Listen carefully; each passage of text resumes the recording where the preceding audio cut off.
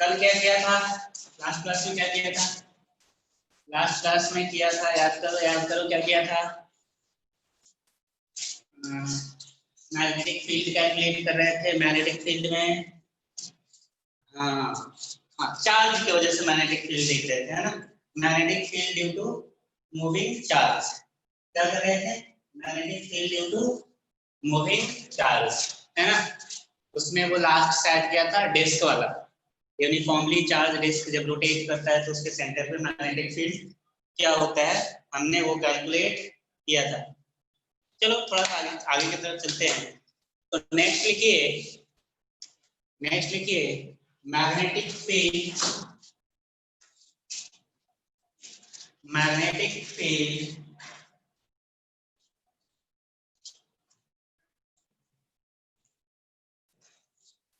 magnetic field at a point, magnetic field at a point on voice नहीं आ रही, बाकी सब लोगों को आ रहा है यार, तुम्हारे पास कैसे नहीं आ रहा, आवाज तो आ रही है ना।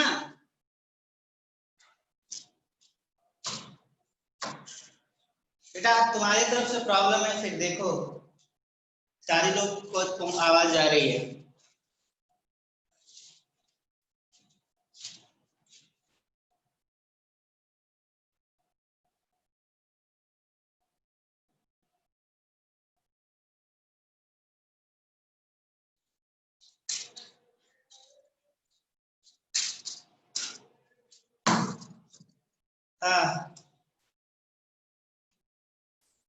हाँ तो नेक्स्ट लिखिए magnetic field, magnetic field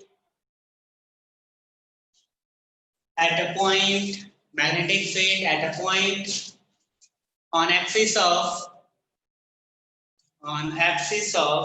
current carrying circular loop, current carrying circular loop, magnetic field at a point on axis of current carrying circular loop, है ना। क्या बोल रहा है कि करंट कैरिंग सर्कुलर लूप है, एक लूप मान लिया, है ना, एक लूप मान लिया। तो इसके एक्सिस पे कोई पॉइंट ले लो, मान लो कि कोई पॉइंट है, रेडियस क्या मान लिया इसका R, और एक करंट कितना कैरी कर रहा है I,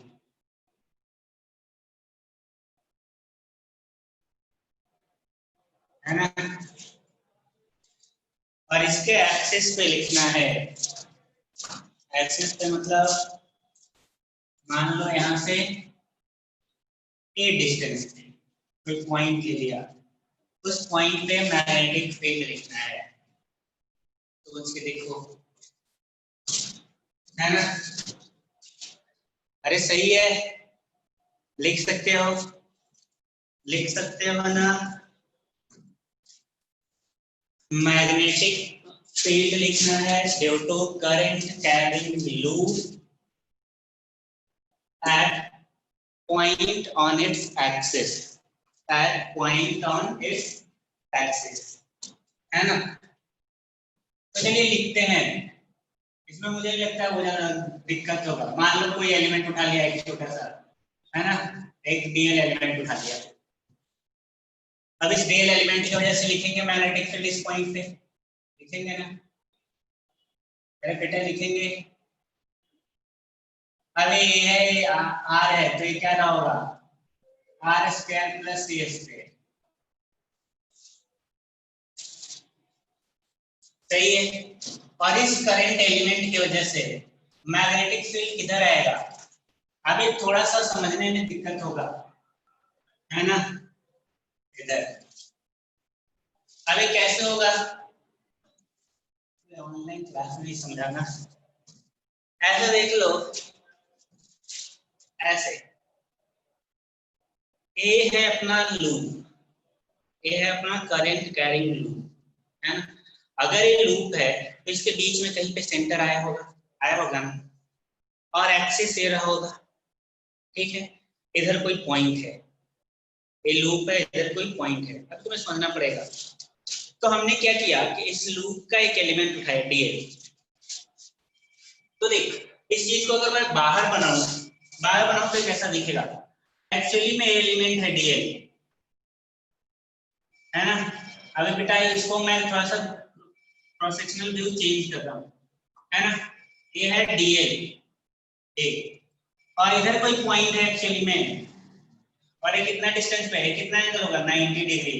ये कितना डिस्टेंस है r square plus a square, ये वाला। और ये है पॉइंट P। अबे आपको समझना पड़ेगा, समझ रहे हो ना? अरे यार नहीं समझ में आ रहा, ऐसे देख लो ना, थोड़ा ध्यान दो, मैं मिटा दूंगा, बस समझाने के लिए बना रहा हूँ। ये है रेट, है ना, ये इसका सेंटर है, सही है। इसका एक्सेस इधर कहीं आया होगा,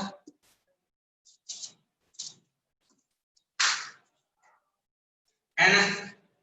ध्यान से देखो, ये देखो ये रहा होगा, ठीक है। अब मैंने एक एलिमेंट उठाया डीएल लेंथ का, ये तो करंट ऐसे कैरी कर रहा है। अब यही से ड्रॉ करोगे ना, ये एक बार दिखाता हूँ।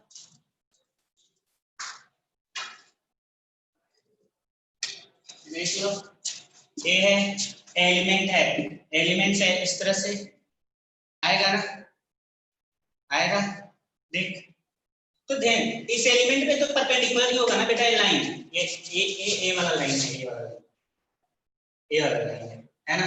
और ये बेसिकली ये वाला लाइन है।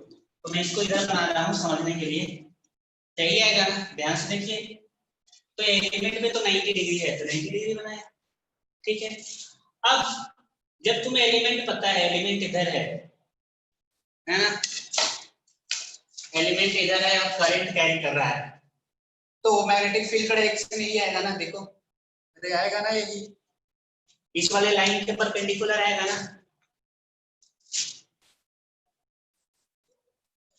बोल, समझा क्या? अरे समझा क्या? बोलो, समझ में आया क्या?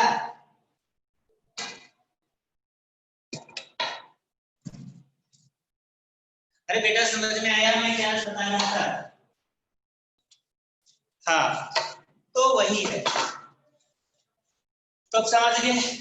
तो इसी तरह से मैग्नेटिक फील्ड के डायरेक्शन है, थ्री डायमेंशनल है थोड़ा सा। अब देखिए, मान लो ये एंगल थीटा है ना। तो इस डीवी का दो कंपोनेंट आएगा, एक इधर आएगा डीवी कॉस थीटा, है ना, और एक इधर भी आएगा, क्या लिखने की जरूरत नहीं है ना।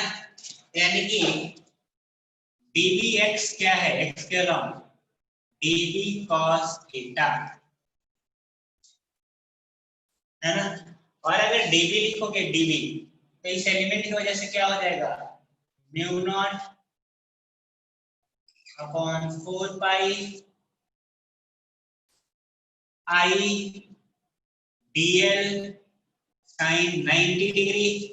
90 डिग्री क्यों, एंगल 90 बन रहा है ना, एलिमेंट तो 90 डिग्री बना रहा है ना भाई, आर वेक्टर से अभी दिखाया था ना। तो sine theta upon R square बोले तो आर स्क्वायर प्लस,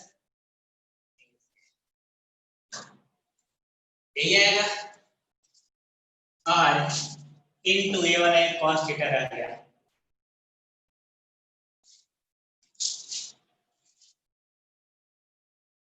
क्लियर है? चलिए, अभी हो जाएगा mu naught I upon 4 pi cos theta, बेटा cos थीटा, ए थीटा हो गया 90 आ गया, तो ये आ गया 90 माइनस थीटा। तो इस ट्रायंगल के अंदर अगर आप लिखोगे तो sine 90 minus theta, sine 90 minus theta अगर लिखोगे तो आएगा r upon root under R square plus A square. Basically यही क्या है, cos थीटा। cos थीटा क्या हो जाएगा, है ना। तो चलिए, तो यहाँ r आ गया, नीचे आ गया R square plus A square का पावर 3/2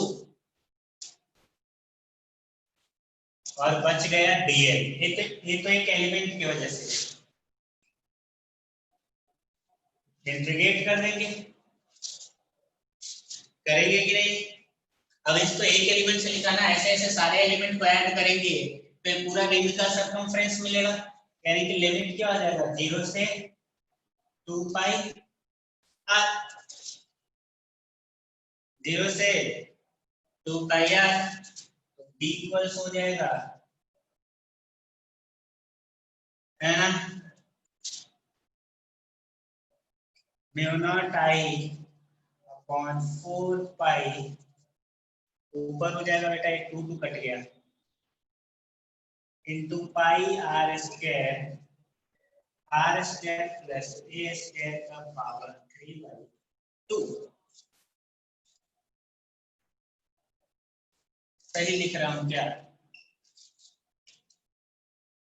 सही लिख रहा हूं, देखिए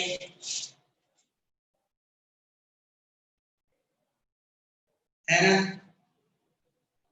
है ना।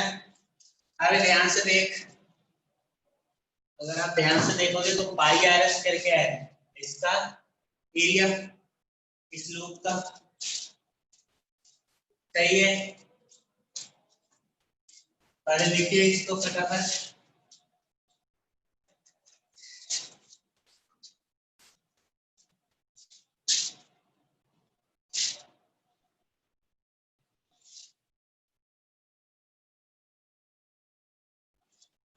पाई पाई को हटाएंगे तो क्या करोगे,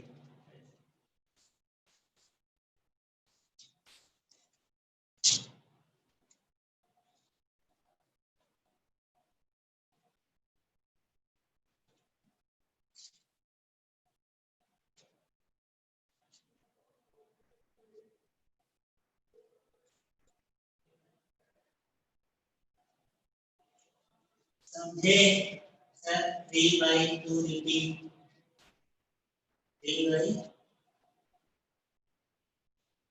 3/2 कहाँ लिखा है यार, अच्छा ए, अरे बेटा cos थीटा का वैल्यू पुट किया ना r अपॉन दिस, तो r अपॉन दिस पुट करोगे तो ये रूट और पहले से था पावर 3/2 होगा ना इसके ऊपर। अरे cos थीटा को इसको पुट करोगे, मल्टीप्लाई करोगे तो पावर 3/2 ही आएगा ना, बोलो आएगा ना।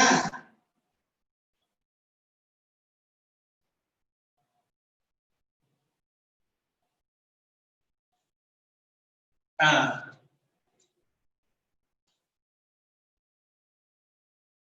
क्लियर है,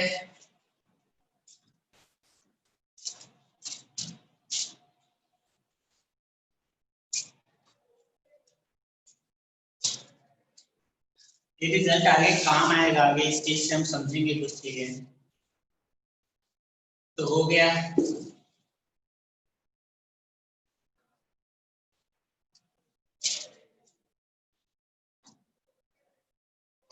याद रखिएगा रिजल्ट अभी काम आएगा। if there are n number of terms, n number of terms आएगा तो क्या हो जाएगा, बाई वाला को इसलिए नहीं लिया कि बाई वाला ऊपर वाले एलिमेंट के करस्पॉन्डिंग ऊपर आएगा, नीचे वाले एलिमेंट के करस्पॉन्डिंग नीचे आएगा, तो बाई वाला वैसे भी 0 हो जाएगा, है ना। बी ये हो जाएगा mu naught N I R square upon 2r square plus a square का पावर 3/2, n से मल्टीप्लाई हो जाएगा सिर्फ, है ना। अरे होगा ना बेटा, एक नंबर ऑफ लूप्स बन जाएंगे ना, अगर n टर्म्स है तो n से मल्टीप्लाई हो जाएगा, क्लियर है।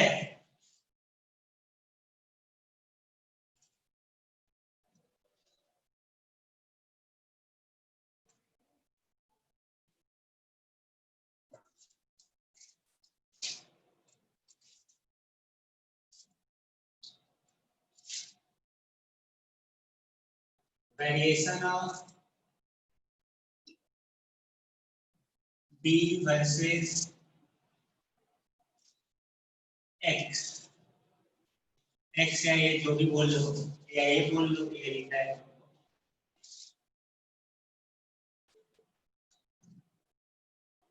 ग्राफ।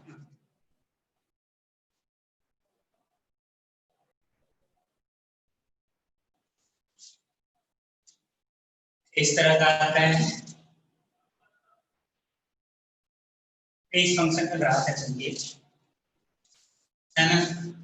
अब ये वाला पॉइंट क्या है, यहाँ पे है ए जीरो, तो ए जब जीरो पुट करोगे तो क्या बच जाएगा, mu naught I upon 2r, यहाँ पे क्या आ जाएगा mu naught I upon 2r, यानी कि सेंटर आ जाएगा ना, ए जीरो कर दोगे तो क्या आ जाएगा, सर्कुलर लूप का सेंटर आ जाएगा, आएगा ना। ठीक है,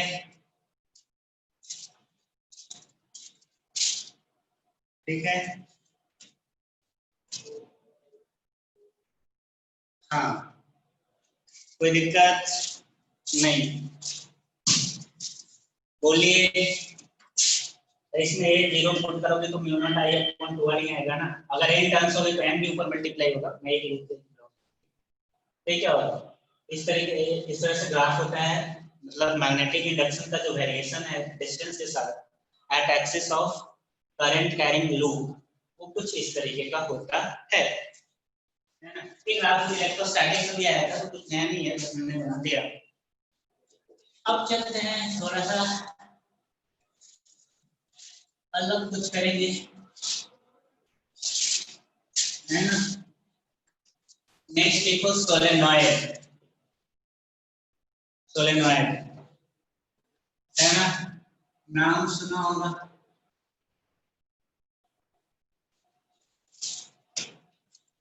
सोलेनॉइड।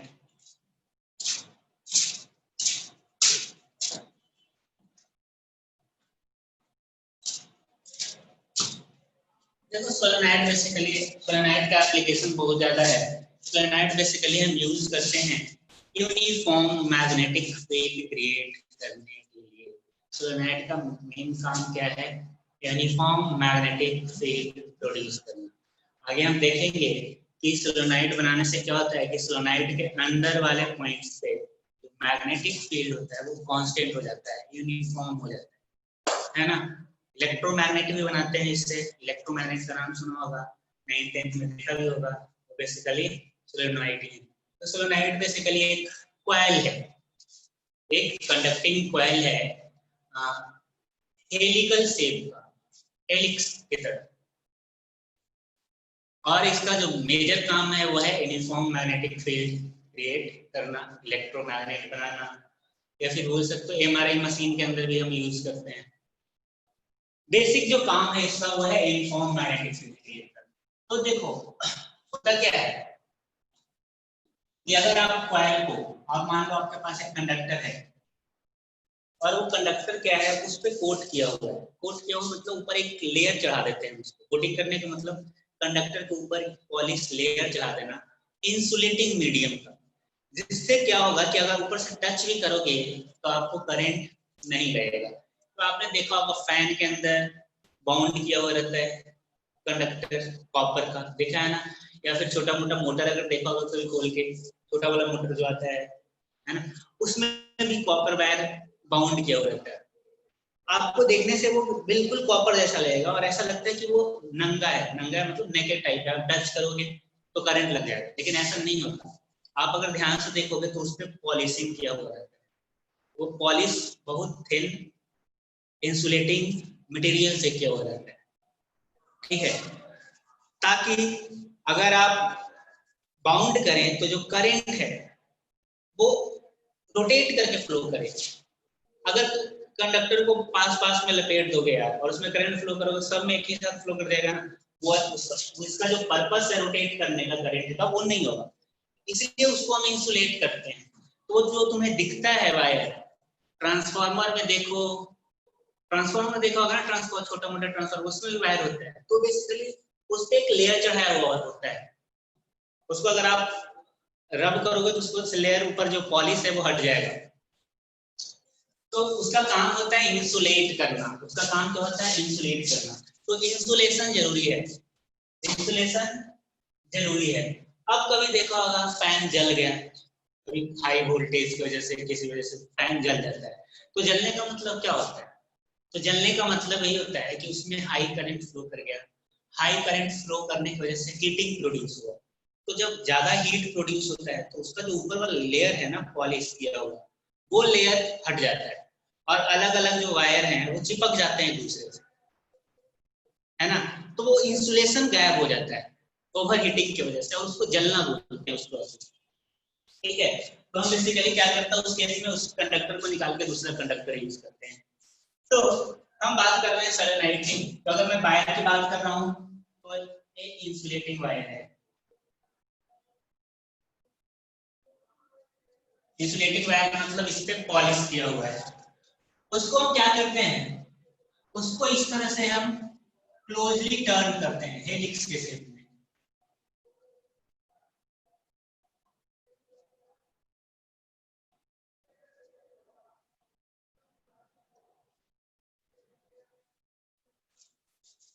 समझे? तो जो अरेंजमेंट हमें हमें मिलता है यही कहलाता है सोलेनोइड। अब इसके लिए, अब जिस पे बाउंड किया हुआ रहता है उसको कोर बोलते हैं। जैसे जनरली आयरन कोर होता है या फिर और भी कुछ हो सकता है, जो भी हो, है ना। तो ये क्या है भाई? सोलेनोइड।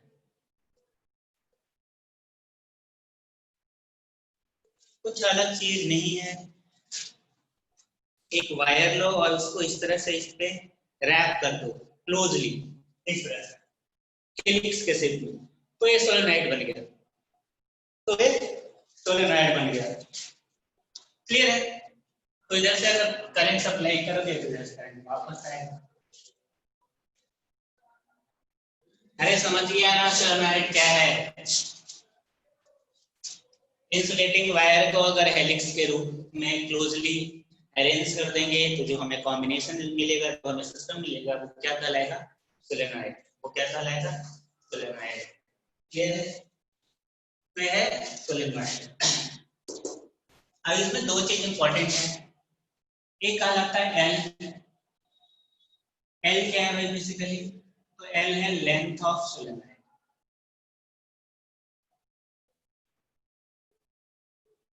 दूसरा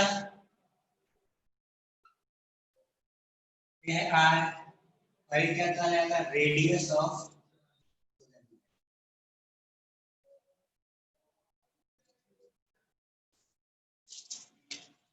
रेडियस ऑफ सोलेनोइड,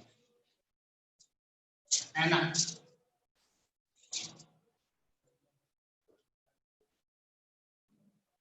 समझे? तो इसमें जो करंट फ्लो करता है वो देखो, करंट ऐसे आएगा, नीचे आएगा, फिर करंट ऊपर जाएगा, फिर करंट नीचे आएगा, फिर ऊपर जाएगा, फिर नीचे आएगा, फिर ऊपर जाएगा, एंड सो ऑन।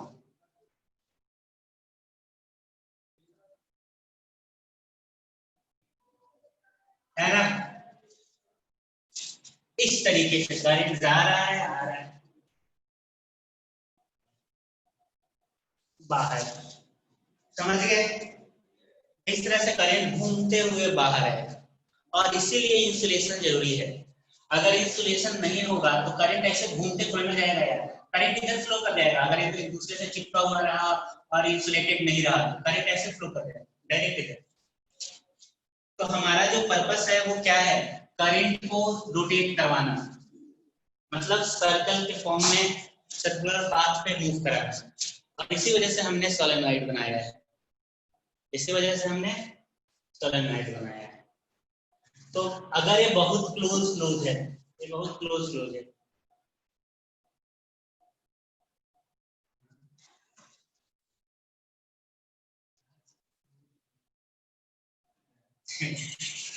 हाँ।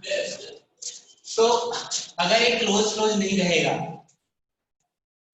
क्या बोल रहा था यार, भूल गया। हाँ, क्लोज होते हैं, क्लोज क्लोज नहीं रहेंगे तो ज्यादा यूनिफॉर्म नहीं मिलेगा, जितना क्लोज होगा उतना ही यूनिफॉर्म मैग्नेटिक फील्ड मिलेगा। वो कैसे मैं समझाता हूँ, है ना। यहाँ तक तो समझ में आ गया, यहाँ तक कोई दिक्कत नहीं है ना।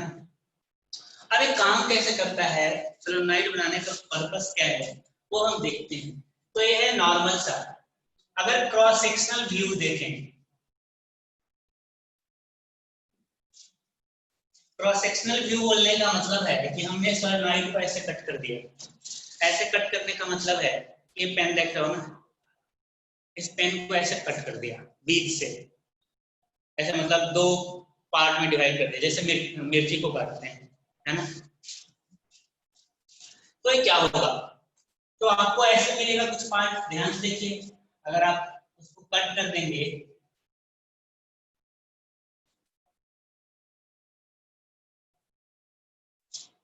तो ऐसे ही मिलेगा ना, कटा हुआ।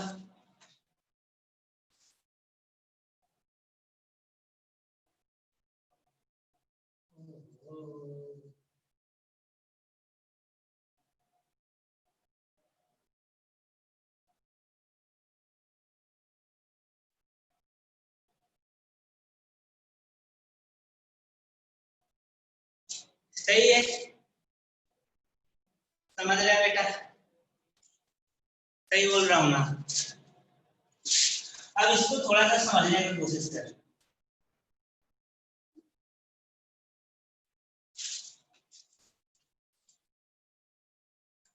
हुआ क्या है, ये अपर वाला पार्ट है यहाँ वाला, और ये है लोअर पार्ट नीचे वाला, है कि नहीं।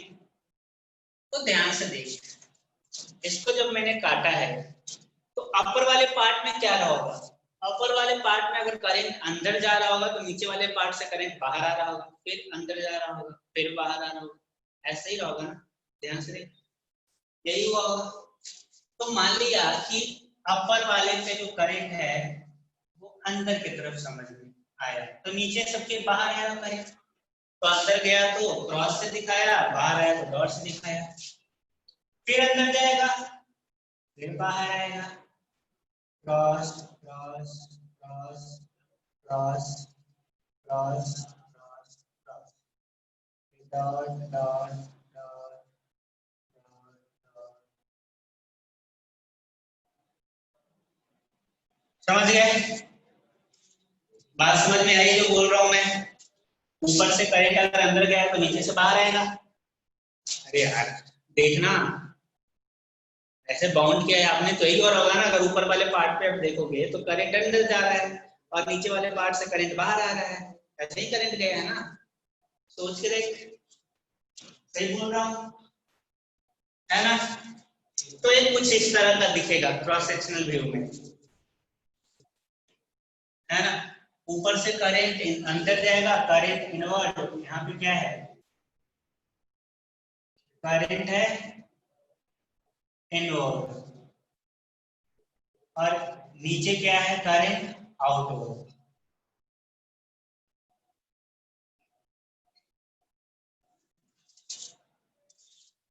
बोलिए।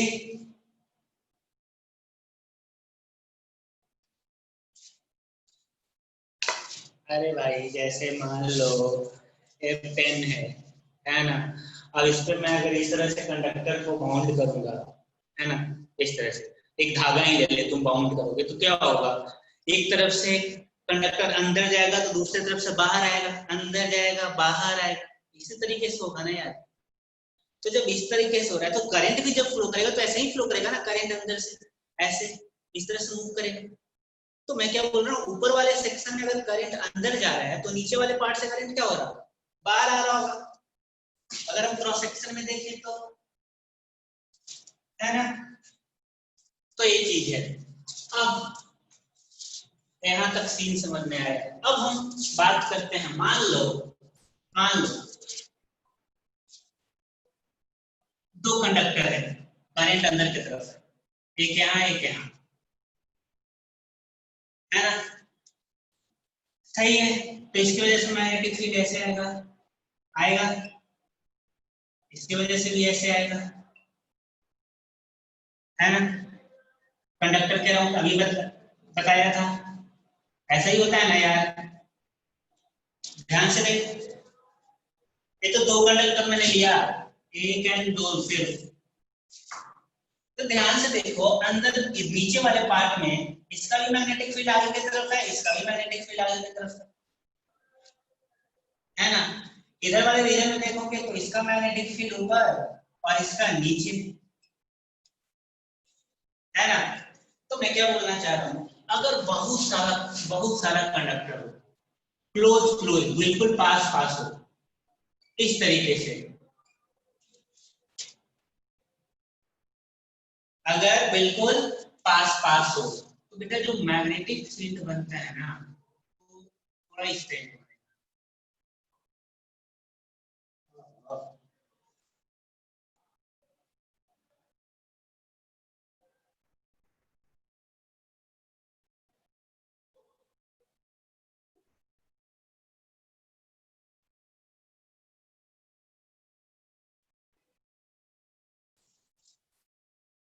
बनेगा ना।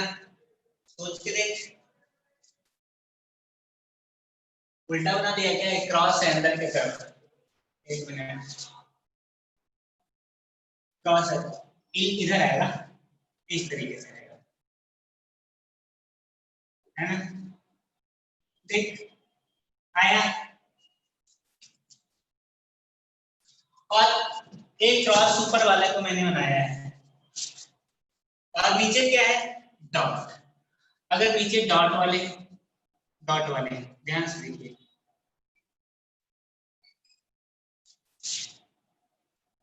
तो डॉट वाले की वजह से बेटा कैसे बनेगा, इस तरह से लूप बनेगा, है ना, बनेगा ना। तो यहाँ पे मैग्नेटिक फील्ड किस तरह का होगा,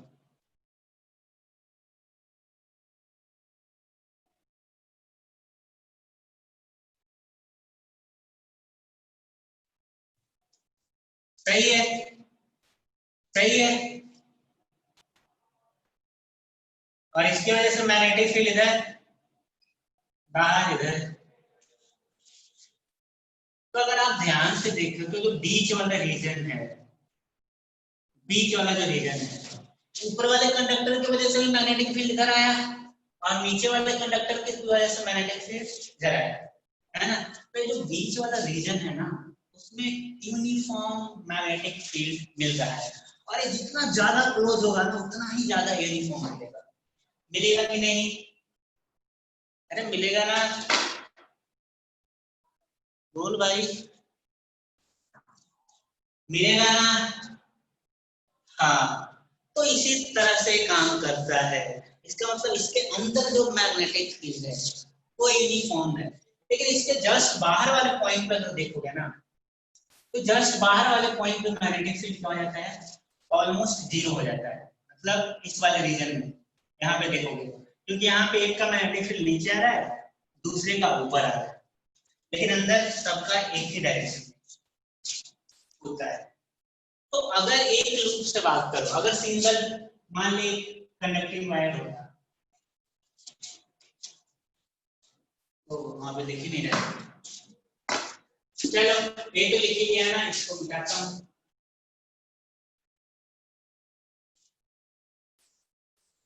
है ना। अब था क्या, बेसिकली हेलिक्स में बहुत सारे लूप्स थे, यही था ना, और वो क्लोज क्लोज थे। अगर सिर्फ एक लूप होता, मान लो एक लूप होता, तो मैग्नेटिक फील्ड कैसा बनता है इससे, तुम्हें तो पता ही है, ऐसे बनता ना, इस वाले कंडक्टर पे ऐसे ऐसे ही बनता है, बोल। तो यहाँ पे मैग्नेटिक फील्ड यूनिफॉर्म नहीं होता है, इसके सेंटर पे यूनिफॉर्म नहीं होता है। मैग्नेटिक फील्ड मतलब बेंड कर जाता है तुरंत, हर एक पॉइंट पे बेंड कर जाता है। लेकिन ऐसा करने से हमें अंदर वाले रीजन में जो मैग्नेटिक फील्ड है वो यूनिफॉर्म मिल रहा है, एक पर्टिकुलर डायरेक्शन में मिल रहा है, एक लूप से नहीं मिलता है, एक पर्टिकुलर डायरेक्शन में, एक लूप से ऐसे सर्कल टाइप का मिलता है,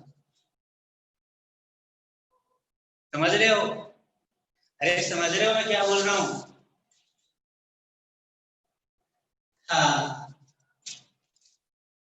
तो तो अब बात करें सोलेनॉइड की, तो सोलेनॉइड में यही है,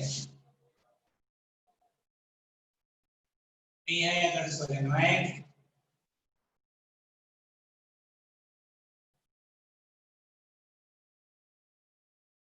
है ना बेटा। ऊपर अगर क्रॉस क्रॉस है, करंट अंदर जा रहा है, तो नीचे क्या है, dot dot dot dot dot dot बाहर आ रहा है ना। और इससे जो मैग्नेटिक फील्ड मिलेंगे वो कैसे मिलने वाले हैं,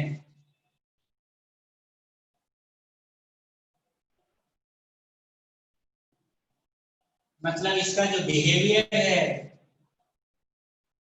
इसका जो बिहेवियर है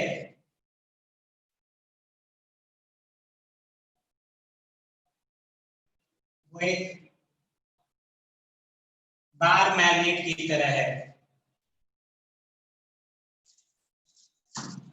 समझिए। इस तरह से मैग्नेटिक फील्ड लाइंस होंगी। बार मैग्नेट भी होते हैं, तो बार मैग्नेट आप पढ़ा नहीं आपने, लेकिन जानते होंगे बार मैग्नेट मतलब उसका एक नॉर्थ पोल होता है, दूसरा साउथ पोल होता है, उसमें भी मैग्नेटिक फील्ड लाइंस ऐसे जाते हैं। तो प्रैक्टिस बताऊंगा अभी इसके बाद, है ना। तो मतलब ये जो सोलेनॉइड है मतलब एक बार मैग्नेट की तरह बिहेव करता है। अगर इनके जो टर्न्स है मतलब क्लोजली बिल्कुल होंगे, क्लोज होंगे, अरे समझा भाई, सोलेनॉइड समझ गया ना, वो करता कैसे, काम कैसे करता है ना। और किस तरह से इसके सेंटर पे जो मैग्नेटिक फील्ड है वो यूनिफॉर्म हो जाता है, यहाँ पे फील्ड लाइंस की डेंसिटी बहुत ज्यादा हो जाएगा ना, सोच के देख। तो एक तो स्ट्रॉन्ग और एंड यूनिफॉर्म मैग्नेटिक फील्ड मिलेगा इनसाइड सोलेनॉइड। हाँ बेटा, वायर सा वर्ड पढ़ा दिया, ठीक है। तो ये हुआ, अब इसके कैलकुलेशन वाले पार्ट पे चलेंगे।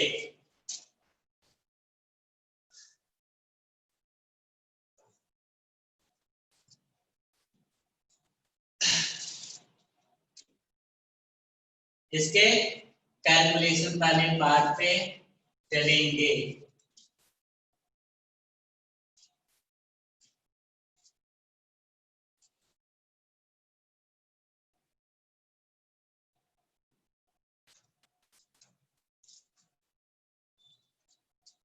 और इसके बाद जैसे ही यहाँ पे आते हो ना सोलेनॉइड पे, इवन आप एंड पे आओगे तभी मैं कैलकुलेट करूंगा, एंड पे ही मैग्नेटिक फील्ड बहुत डिक्रीज हो जाता है, बाहर जाओगे तो ऑलमोस्ट जीरो हो जाता है।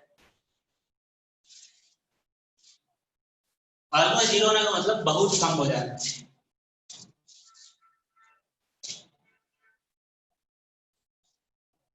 चलिए कैलकुलेशन पे चलते हैं, लिखिए calculation of magnetic field, calculation of magnetic field, calculation of magnetic field inside solenoid. Calculation of magnetic field inside solenoid.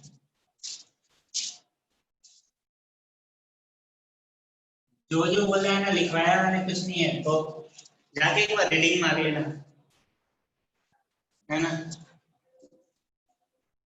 अगर खाओ कंफ्यूजन में रह गया हो कहीं भी, सब क्लियर हो जाएगा, ऐसे कंफ्यूजन रहना नहीं चाहिए।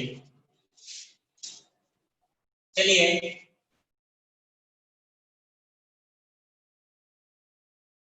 Calculation of magnetic field inside solenoid आते हैं। मान ले अपना एक सोलेनॉइड है, ये है सोलेनॉइड,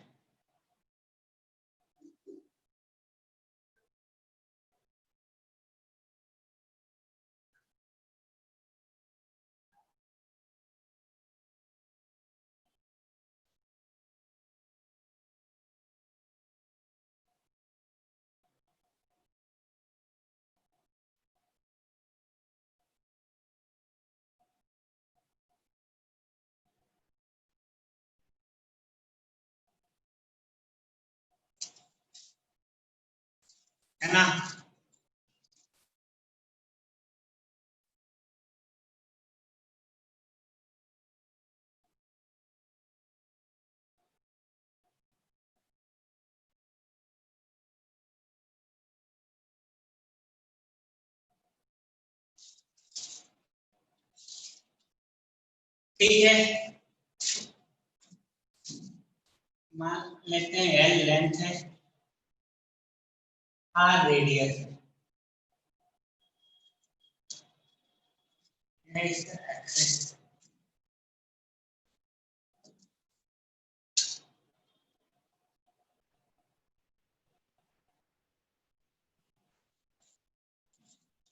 एमआरआई मशीन सुना है ना, एमआरआई जिसके अंदर डालते हैं आदमी को, नहीं देखा हॉस्पिटल में मूवी वगैरह में, वो उसको सीटी स्कैन बोलते हैं, एमआरआई ही बोलते हैं, उसको डालते हैं, वो सिलिंड्रिकल टाइप का होता है, वहां पे भी सोलेनोइड होता है बहुत बड़ा, स्ट्रॉन्ग मैग्नेटिक फील्ड क्रिएट करता है।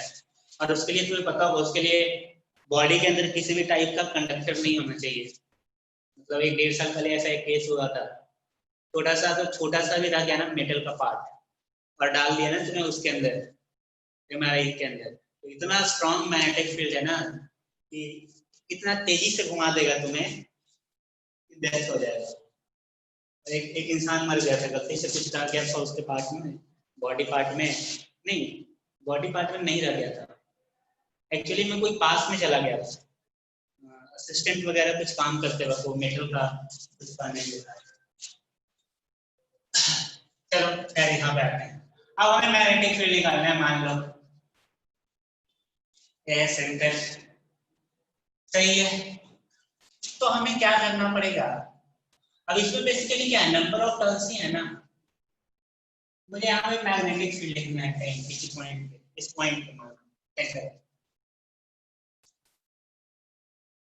है ना। तो हमने क्या किया, एक एलिमेंट उठाया,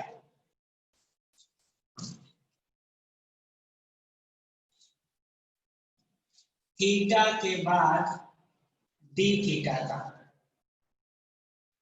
थीटा के बाद डी थीटा का,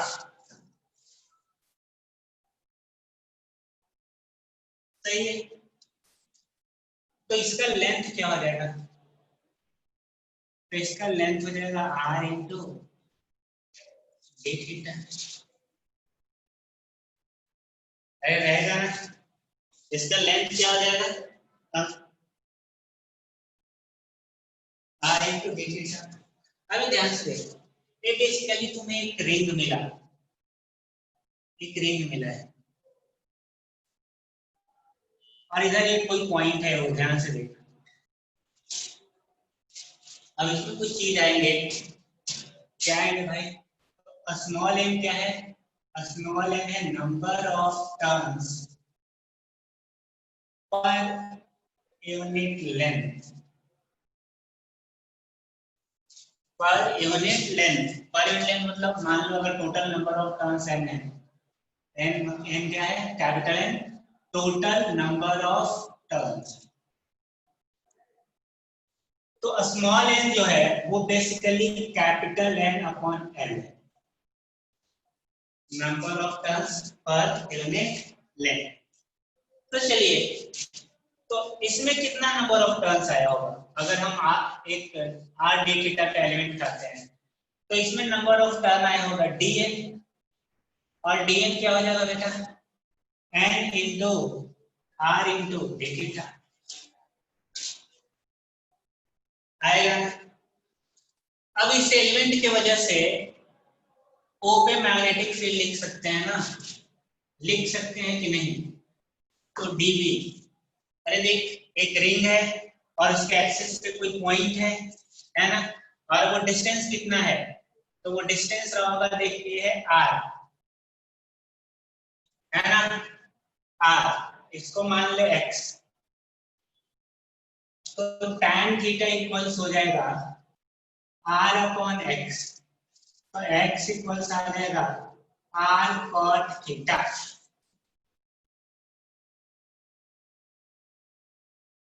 x इक्वल्स आ जाएगा r cot थीटा। तो चलिए ये वाला डिस्टेंस क्या है, x, तो लिखते हैं मैग्नेटिक फील्ड, तो हो जाएगा म्यू नॉट n है, तो n है n into r into D theta into i और इंटू याद करो, इनटू क्या था, आर स्क्वायर। अभी लिखा हूं एक्सिस पे, है ना, अपॉन 2 आर स्क्वायर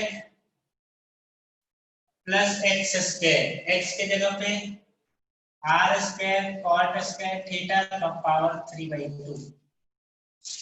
बोल बेटा दिक्कत हो तो, कहीं कोई चीज में दिक्कत हो तो बोल।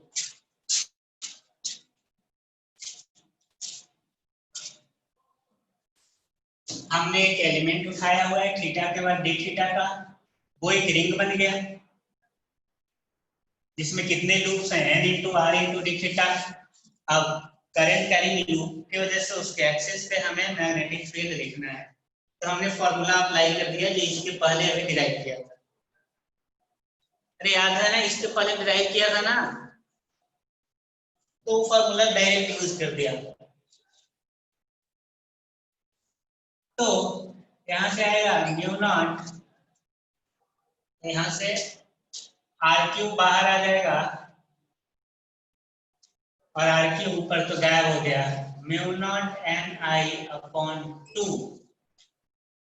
और बेटा नीचे आ जाएगा 1 upon 1 plus cot square theta power 3/2 D theta आएगा ना। अभी आएगा mu not N I upon 2, 1 plus cot square theta होता है कॉसेक स्क्वायर थीटा का पावर 3/2, तो हो जाएगा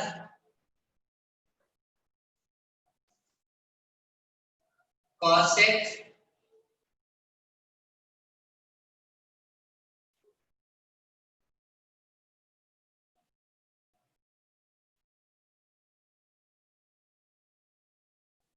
theta I R square.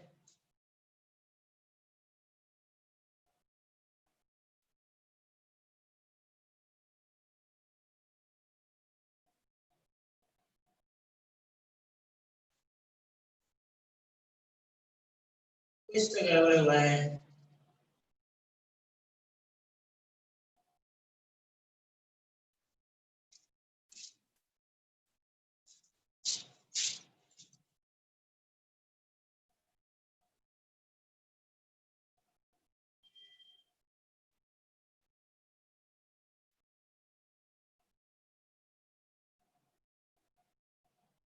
1 square plus X square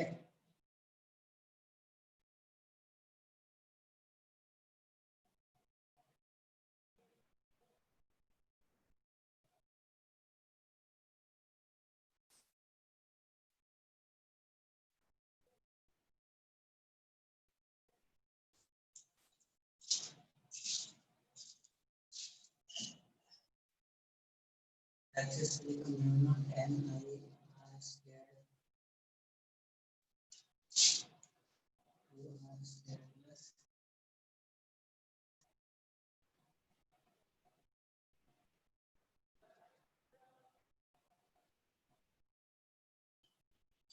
थोड़ा सा गलत हो गया बेटा।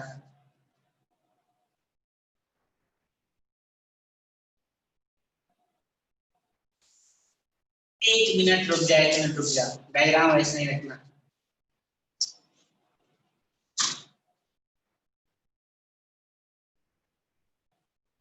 ये जो डीएम लिख रहा हूँ ना वो गलत हो रहा है, ये यार थोड़े ना है, ये यार नहीं है, तो इसको इस तरीके से हम नहीं लिख सकते। 1 मिनट,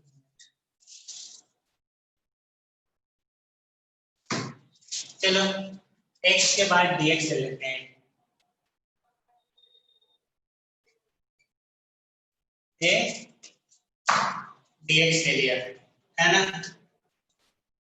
अब रिंग बनाया तो नंबर ऑफ टर्न्स कितने आएंगे, n into dx, n into dx, सब कुछ वही है, बस थोड़ा सा गलत हो गया था, हमने r dt का लिख दिया, नहीं लिख सकते वो।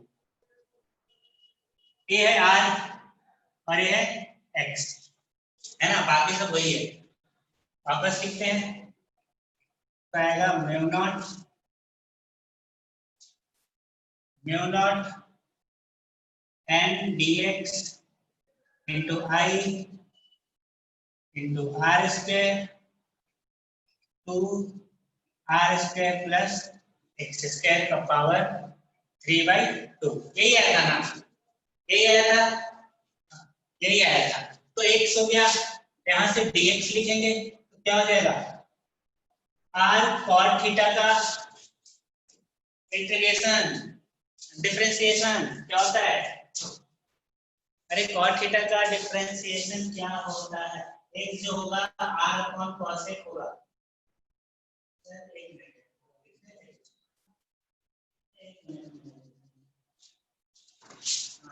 r किधर गया, r कहाँ है, कौन सा है बेटा, ऊपर r3 होगा और नीचे, अरे वो हटा दिया ना, आप वहां पे कुछ मिस्टेक हो गया, x जो होगा r अपॉन cos x होगा।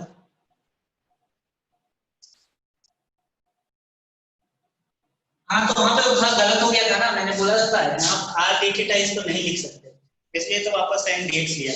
अब मैंने क्या किया, x पे जाके dx का एक एलिमेंट है ना, तो बाकी सब तो ही होगा, अगर थीटा है तो थीटा हो जाएगा tan थीटा हो जाएगा r upon x, tan theta r upon x, तो x इक्वल्स हो जाएगा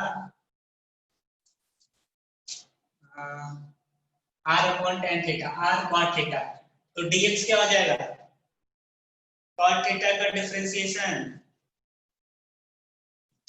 cos x स्क्वायर थीटा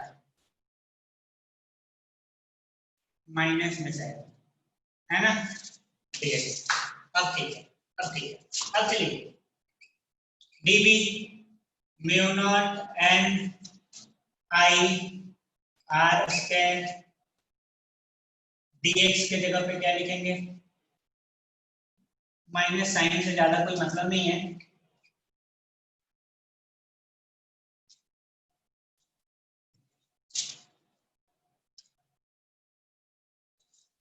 हाँ तो dv लिखेंगे तो देखिए mu naught n i r square, n i r square upon 2, minus को आगे लिख रहा हूं, माइनस से ज्यादा मतलब माइनस डायरेक्शन होता है, हाँ dx, dx के जगह पे क्या लिखेंगे r cos x square theta, तो ये r क्यों हो जाएगा cos x square cos x theta square theta d theta, और नीचे यहां से देखिए बेटा r square plus x square की जगह पे हो जाएगा r square cot square theta का पावर 3/2। अब कोई दिक्कत नहीं रहा होगा है ना, cosec माइनस होता है डिफरेंशिएशन होता है cot का माइनस cosec स्क्वायर थीटा है ना, ये अब देखिए हो जाएगा, यहां से r क्यूब बाहर आ जाएगा तो ये बचेगा, लोग को बताना है तो लिखना ही पड़ेगा r cube cosec square theta d theta 2, यहां से बेटा r स्क्वायर बाहर निकालेंगे तो पावर 3/2 r क्यूब आएगा, और 1 प्लस cot स्क्वायर थीटा का पावर 3/2 होगा, फिर r क्यूब है ना। अब b इक्वल लिखेंगे आप यहां से तो देखिए क्या हो जाएगा, mu naught N I upon 2, ऊपर है cosec square theta d theta और नीचे है 1 प्लस cot स्क्वायर, तो ये 1 प्लस cot स्क्वायर होता है cosec स्क्वायर, तो cosec cube theta, cosec cube clear है, हाँ तो यहाँ क्या mu naught N I upon 2 बच जाएगा ऊपर बेटा साइन थीटा डी थीटा, और इसका इंटीग्रेशन कहां से कहां तक, θ1 से θ2, तो आएगा mu not N I by 2 cos sine theta का इंटीग्रेशन क्या होता है, माइनस कॉस थीटा, माइनस एक पहले से था, क्या रहेगा cos θ2 माइनस cos θ1,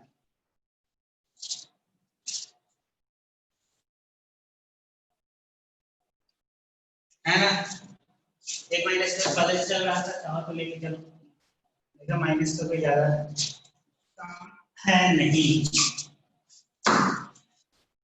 ये आया magnetic field, mu not N I by 2 cos θ2 minus cos θ1। अब θ1 θ2 क्या है वो समझाता हूँ।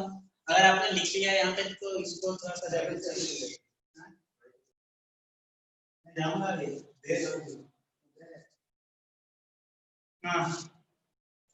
θ1 और θ2 क्या है, हाँ बता रहा हूँ, θ1 θ2 क्या है। देखो थीटा क्या है, यही एंगल है ना जो एरिया को बना रहा है, और ये रिंग ही चेंज हो रहा है ना बेटा, हमने x पे जाके रिंग लिया है dx का, अब x चेंज करेगा, x यहाँ से लेके x यहाँ तक चेंज करेगा, और उसके करस्पॉन्डिंग हमने थीटा लिख लिया था। तो थीटा देखो पहला एलिमेंट कहाँ पे मिलेगा, रिंग का यहाँ पे, तो θ1 ये वाला एंगल है, बना रहा हूँ इधर, ये है ना सोलेनोइड, ये है ना सोलेनोइड, तो बड़ा बनना पड़ेगा देखिएगा,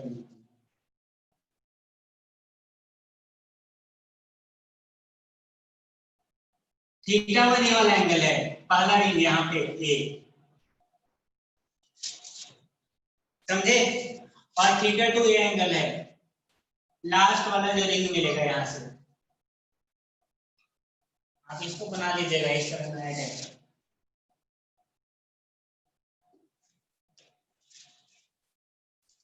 समझिए क्या θ1 θ2, θ1 θ2 समझ गए, बोलिए,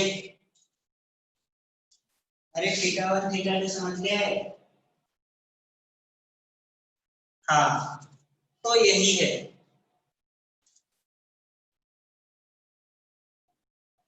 और इस डेरिवेशन में कहीं कोई दिक्कत है बता दो, इसमें कोई दिक्कत है तो बता दो। वैसे इसका एक शॉर्टकट तरीका है, शॉर्टकट तरीका क्या है, मतलब एम्पियर्स लॉ से हम करेंगे आगे, है ना। तो आज यहीं पर रहने देता हूँ, ज्यादा हो गया, बाकी कल करेंगे।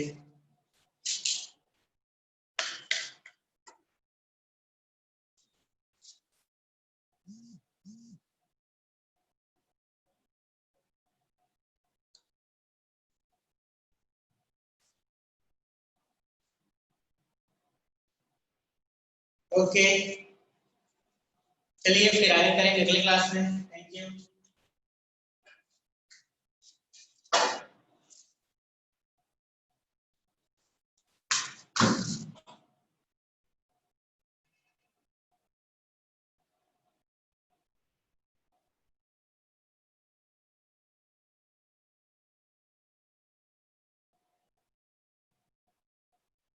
हाँ एंड करो।